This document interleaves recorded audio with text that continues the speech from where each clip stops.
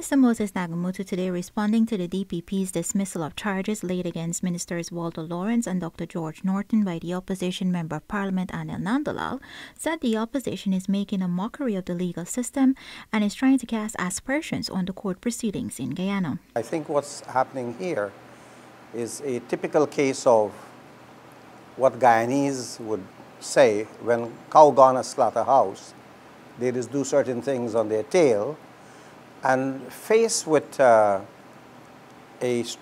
investigative process that resulted in charges against former government ministers, the PPP has decided that it will rubbish the entire process.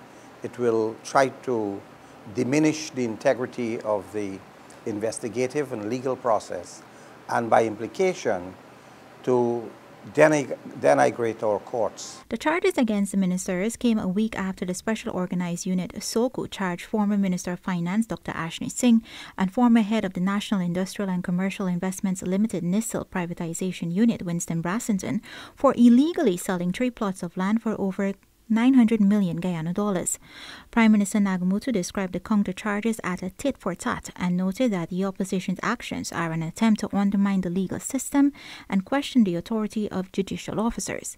This, he underscored, is a grave situation. I don't see a ghost of a chance of any of these spurious counter-charges privately filed by PPP MPs succeeding in the court.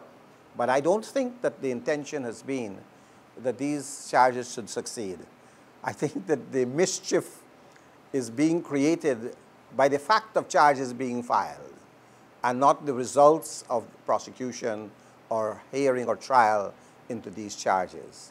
So that the Jagdeo gang is creating a smokescreen to hide the seriousness of allegations being proffered against former